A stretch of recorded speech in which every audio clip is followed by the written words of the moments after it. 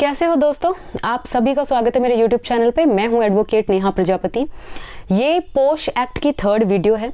इससे पहले वाली वीडियोस में हमने इस एक्ट के बैकग्राउंड को देखा, लीडिंग केस लो जो था हमारा Vishakha versus state of Rajasthan, उसको हमने डिटेल में कवर किया और सेक्शन 1 को हमने पढ़ा और साथ ही हमने सेक्शन 2 को डिटेल में समझा। जितनी भी उसमें इंपॉर्टेंट डेफिनेशंस थी उनको हमने देखा। आज की वीडियो में हम सेक्सुअल हैरेसमेंट क्या होता है according to section 2 clause N ये देखेंगे और सेक्शन 3 में कैसे सेक्सुअल हैरेसमेंट को प्रिवेंट किया गया है उन सर्कमस्टेंसेस को देखेंगे, साथ ही साथ केस लॉ देखेंगे।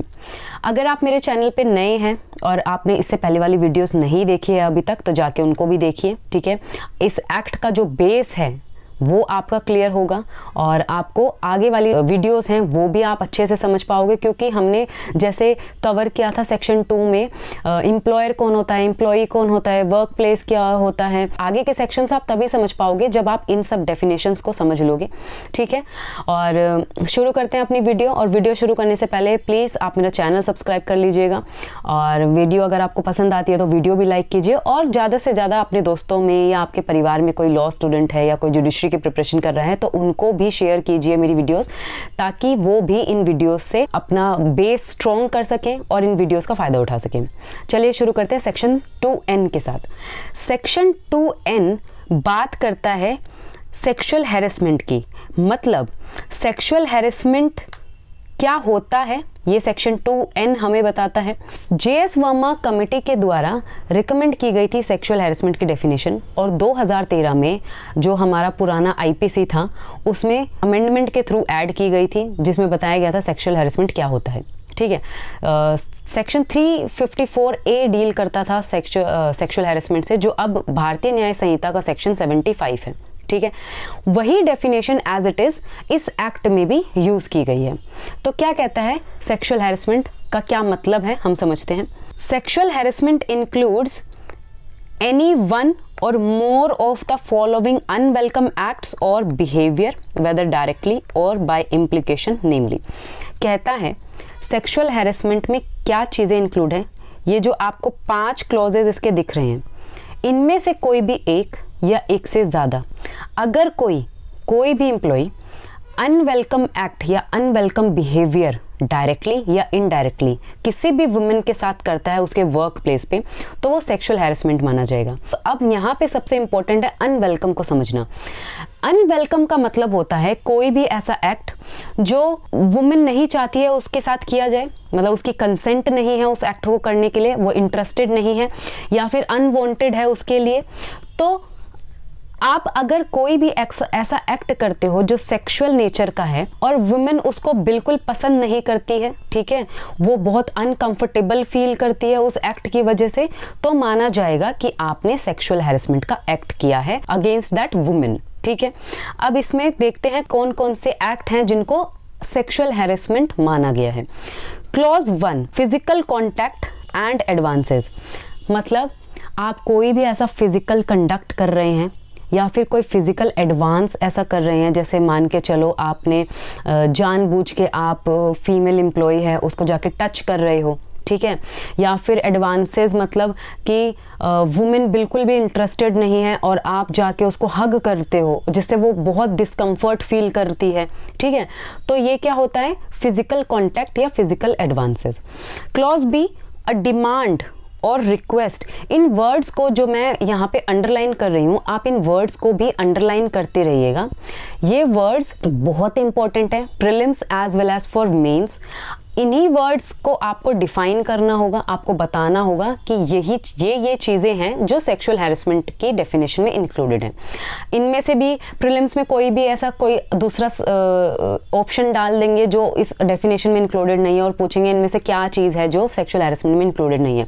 तो आपको अगर ध्यान रहेगा कि फिजिकल कॉन्टैक्ट की बात की गई है, फिजिकल एडवांस की बात की गई है, जैसे यहाँ पे बताया गया डिमांड और रिक्वेस्ट फॉर सेक्सुअल फेवर है, सेक्सुअली कलर्ड रिमार्क है, शोइंग पोर्नोग्राफी है और any other sexual physical act या फिर वर्बल, अनवर्बल, नॉन वर्बल।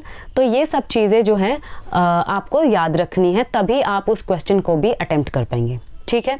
क्लॉज 2 कहता है डिमांड और रिक्वेस्ट फॉर सेक्सुअल फेवर। आप उस महिला से डिमांड कर रहे हैं, मतलब कमांड दे रहे हो आप उसको। फॉर एग्जांपल बॉस है कंपनी का, आपकी कंपनी का बॉस है और आपको कहता है कि तुमको अगर प्रमोशन चाहिए तो तुमको मेरे साथ रात में डिनर करने चलना पड़ेगा, ठीक है। अब वो वुमेन नहीं चाहती है उसके साथ जाना, तो ये क्या हुआ, आप कमांड दे रहे हो, या फिर आप बोल रहे हो कि या तो मेरे साथ चलो वरना मैं तुम्हें नौकरी से निकाल दूंगा या तुम्हारी सैलरी काट दूंगा, या फिर आप रिक्वेस्ट कर रहे हो, सेक्सुअल फेवर्स के लिए रिक्वेस्ट कर रहे हो। तो ये सब चीज़ें क्या हैं, सेक्सुअल हैरेसमेंट कहलाती हैं। Clause 3, making sexually coloured remarks, मतलब आप किसी भी वुमेन का वर्क प्लेस पे बॉडी शेमिंग कर रहे हो, इंसल्टिंग कमेंट्स कर रहे हो उस पर, ठीक है। फिर आप पब्लिकली कमेंट्स कर रहे हो, या फिर आप उसके स्किन टोन का मजाक उड़ा रहे हो, कुछ भी हो सकता है। अगर आप ये सब चीज़ें करते हो और उन कमेंट्स की वजह से जो वुमेन है वो इंसल्टिंग फील कर रही है, ह्यूमिलिएट फील कर रही है, तो मतलब ये भी सेक्सुअल हैरेसमेंट माना जाएगा। Then clause 4, showing pornography, simple है, आप पोर्नोग्राफी दिखा रहे हो तो भी सेक्सुअल हैरेसमेंट कहलाएगा। Clause 5, any other unwelcome physical, verbal or non verbal conduct of sexual nature. ये एक रेसिडुअरी क्लॉज बनाया गया है क्लॉज 5 को। कहता है कि क्लॉज 1 से लेके क्लॉज 4 तक इनके अलावा कोई और भी अगर आप ऐसा unwelcome physical, verbal, non verbal, sexual nature का कोई कंडक्ट करते हो तो वो भी सेक्सुअल हैरेसमेंट की डेफिनेशन में इंक्लूडेड होगा, उसको भी सेक्सुअल हैरेसमेंट माना जाएगा, ठीक है। तो अभी तक हमने ये देखा कि सेक्सुअल हैरेसमेंट क्या होता है। सिंपल सी बात है, अगर आप किसी भी वुमेन के साथ फिजिकल कांटेक्ट करने की कोशिश कर रहे हो, फिजिकल एडवांसेस करने की कोशिश कर रहे हो, आप डिमांड कर रहे हो सेक्सुअल फेवर्स की या रिक्वेस्ट कर रहे हो सेक्सुअल फेवर की, आप सेक्सुअली कलर्ड रिमार्क कर रहे हो उस वुमेन के ऊपर जिससे उसको बहुत डिस्कम्फर्ट फील होता है, आप उसको पोर्नोग्राफी दिखा रहे हो, या फिर कोई भी अदर एक्ट जो अनवेलकम है उस महिला के लिए वर्क प्लेस पे, चाहे वो फिजिकल हो, नॉन वर्बल हो, वर्बल हो, उससे कोई फर्क नहीं पड़ता है, ये सब चीज़ें सेक्सुअल हैरेसमेंट मानी जाएंगी, ठीक है। इसी के साथ हम सेक्शन 3 को कोरिलेट करके पढ़ेंगे, क्योंकि सेक्शन 2N को आइसोलेशन में नहीं पढ़ सकते हैं, उसको हमें सेक्शन 3 के साथ ही पढ़ना पड़ेगा। सेक्शन 3 में बात की गई है कि सेक्सुअल हैरेसमेंट को कैसे प्रिवेंट किया जाए, कैसे रोका जाए, ठीक है। Section 3 prevention of sexual harassment. यहाँ पे सेक्शन 3, जैसा कि इस एक्ट के नाम में हमने 3 टर्म्स को देखा था, प्रिवेंशन, प्रोहिबिशन एंड रेड्रेसल। तो प्रिवेंट कैसे करेंगे हम, सेक्शन 3 में उस प्रिवेंशन की बात की गई है कि sexual harassment at work place against the women कैसे प्रिवेंट किया जाएगा। सब सेक्शन 1 कहता है no women shall be subjected to sexual harassment at any work place. यहाँ पे ये एक्ट, ये सेक्शन डिक्लेयर कर रहा है कि आप किसी भी महिला के साथ उसके वर्क प्लेस पे सेक्सुअल हैरेसमेंट नहीं होने दोगे, आपको रिस्ट्रिक्ट किया गया है, आप ये कंपलसरी है, जनरल डिक्लेरेशन है कि किसी भी महिला के साथ उसके वर्क प्लेस पे सेक्सुअल हैरेसमेंट नहीं होना चाहिए, ठीक है। इतना बात कहता है। सब सेक्शन 2 ये कहता है कि कुछ ऐसे सर्कमस्टेंसेस हैं, अगर आप इन सर्कमस्टेंसेस के लिए या इन पर्पसेस के लिए सेक्सुअल हैरेसमेंट का कोई भी, जो हमने 2N में हमने देखा किन किन चीज़ों को कि क्या क्या चीज़ें सेक्सुअल हैरेसमेंट में फॉल करती हैं, अगर वो कोई भी आप एक्ट कर रहे हो इस पर्पसेस के लिए जो सब सेक्शन 2 में बताई गई है, तो वो भी सेक्सुअल हैरेसमेंट मानी जाएगी, ठीक है। क्या क्या सर्कमस्टेंसेस हैं वो देखते हैं एक एक करके। द फॉलोइंग सर्कमस्टेंसेस, ये सारे सर्कमस्टेंसेस, ठीक है।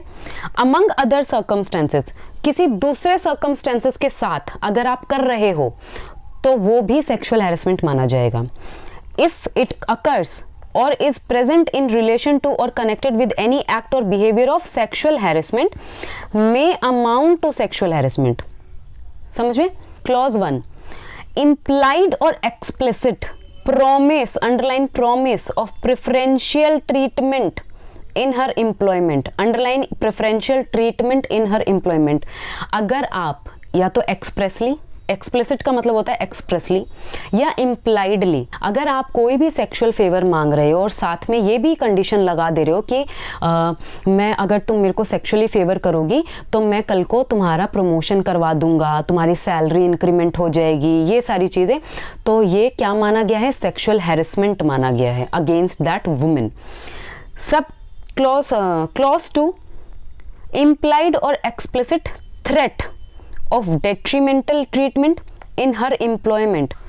इस क्लॉज में आप उस महिला को डरा रहे हो, धमकी दे रहे हो, तो आप मेरे को सेक्सुअल फेवर कीजिए वरना मैं तुम्हारी सैलरी काट दूंगा या तुम्हारा प्रमोशन रोक दूंगा। इम्प्लाइडली आप ये चीज़ कर रहे हो या फिर एक्सप्रेसली ये बात आप उसको बोल रहे हो, तो क्या माना जाएगा कि आप उस महिला के साथ, उस वुमेन के साथ सेक्सुअल हैरेसमेंट कर रहे हो। ठीक है। Clause 3, implied or explicit threat about her present or future employment status। In words को अंडरलाइन करते चलिएगा, जिन जिन वर्ड्स को मैं अंडरलाइन कर रही हूँ। ठीक है। तो क्लॉज 3 कहता है कि आप डरा रहे हो, धमका रहे हो उस महिला को उसके एम्प्लॉयमेंट स्टेटस के लिए कि या तो मुझे मेरे साथ तुम डिनर करने चलो या मेरे साथ मूवी पे चलो या फिर मेरे साथ बाहर चलो, या बार बार मैसेजेस कर रहे हो उसको कि या तो मेरे से बात करो, नहीं तो मैं तुम्हारी कंप्लेंट कर दूंगा और या फिर तुम्हारे बारे में गलत अफवाह फैला दूंगा ऑफिस में, या फिर मैं फ्यूचर में भी कि तुमको कोई जॉब पे ना रखे। ये सब चीज़ें अगर आप धमका रहे हो, उसको डरा रहे हो, तो आप माना जाएगा कि आप सेक्सुअल हैरेसमेंट कर रहे हो। साथ ही साथ आगे देखते हैं क्लॉज 4। क्लॉज 4 बात करता है कि इंटरफेरेंस विद हर वर्क और क्रिएटिंग एन इंटिमिडेटिंग और ऑफेंसिव और hostile work environment for her.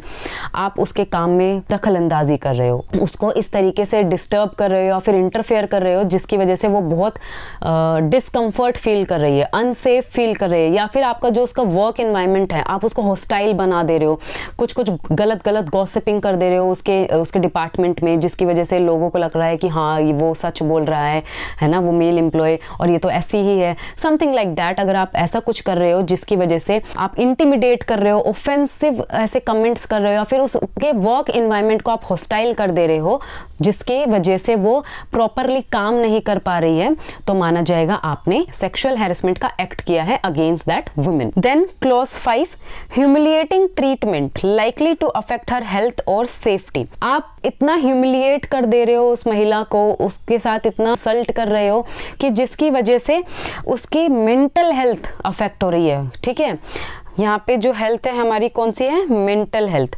उसकी मेंटल हेल्थ को आप अफेक्ट कर दे रहे हो, उसकी सेफ्टी को आप अफेक्ट कर दे रहे हो, वो बहुत अनसेफ फील कर रही है अपने वर्किंग एनवायरनमेंट में। इन सब किसी भी सर्कमस्टेंसेस में अगर आप कुछ भी ऐसा कर रहे हो जिसकी वजह से उसको अनसेफ फील हो रहा है और अगर आप सेक्सुअली फेवर मांग रहे हो अगेंस्ट दैट वुमेन, तो माना जाएगा कि आप सेक्सुअल हैरेसमेंट कर रहे हो। इसीलिए ये सेक्शन इन सब चीजों को भी रोकता है, प्रिवेंट कर रहा है इस एक्ट के थ्रू कि आप इनमें से कोई भी एक्ट नहीं करोगे अगेंस्ट दैट वुमेन जिससे उसको अनसेफ फील हो, डिस्कम्फर्ट फील हो, या फिर वो एक उसके लिए हॉस्टाइल वर्क इन्वायरमेंट बन जाए जिससे वो ठीक से काम ही ना कर पाए, या फिर वो इतना मेंटली अफेक्ट हो जाए कि उसकी हेल्थ डिग्रेड होने लगे। तो ये सब चीज़ें आप नहीं करोगे और इन केस अगर आप करते हो तो माना जाएगा आपने सेक्सुअल हैरेसमेंट किया है। ठीक है, अब इससे रिलेटेड एक केस देखते हैं। April export promotion council versus AK Chopra 1999 Supreme Court. इस केस में सुप्रीम कोर्ट ने भी ये कहा, ये एस्टेब्लिश किया कि कोई भी अनवेलकम सेक्सुअल एडवांस ज़रूरी नहीं है कि वो डायरेक्ट फिजिकल कांटेक्ट ही हो, माना जाएगा कि आपने सेक्सुअल हैरेसमेंट किया है। ठीक है, और इस केस में ही सुप्रीम कोर्ट ने अपहेल्ड किया कि जो सुपीरियर था यानी जो AK चोपड़ा था उसको रिमूव किया जाए from that office, from that work place who harassed a female employ. और साथ ही साथ सुप्रीम कोर्ट ने दोबारा से रीइंफोर्स किया कि sexual harassment against the women violets the fundamental rights of that women. ठीक है, तो हमने अभी तक ये समझा कि सेक्शन 2 में बताया गया है कि सेक्सुअल हैरेसमेंट क्या होता है, बहुत वाइड स्कोप रखा गया है सेक्सुअल हैरेसमेंट का। साथ ही साथ हमने सेक्शन 3 को रिलेट करके देखा कि सेक्शन 3 में जो सिचुएशंस बताई गई हैं, सेक्शन 3 में कौन कौन से सर्कमस्टेंसेस बताए गए हैं जिसमें माना जाएगा कि आपने सेक्सुअल हैरेसमेंट किया है। और इसी से रिलेटेड हमने सुप्रीम कोर्ट की एक जजमेंट देखी जिसका नाम है April export promotion council versus AK Chopra. I hope आपको ये वीडियो पसंद आई हो और आपको अब क्लियर हो गया हो कि सेक्शन 2 क्या हो, सेक्शन 2N में सेक्सुअल हैरेसमेंट क्या होता है और सेक्शन 3 में कैसे उसको प्रिवेंट किया गया है। अगर आपको मेरी वीडियो अच्छी लग रही है तो मेरी वीडियो को लाइक कीजिएगा, मेरे चैनल को सब्सक्राइब कीजिएगा और ज़्यादा से ज़्यादा शेयर कीजिएगा। नेक्स्ट वीडियो में हम इस एक्ट का प्रोसीजर को डील करेंगे जिसमें हम इस एक्ट में बनाई गई कमिटीज़ को देखेंगे, समझेंगे कि उन कमिटीज़ में कौन कौन मेंबर्स को अपॉइंट किया जाता है, नॉमिनेट किया जाता है। तब तक मेरे चैनल से जुड़े रहिए और अपना ढेर सारा प्यार मेरे चैनल को दीजिएगा। तो मिलते हैं अगली वीडियो में।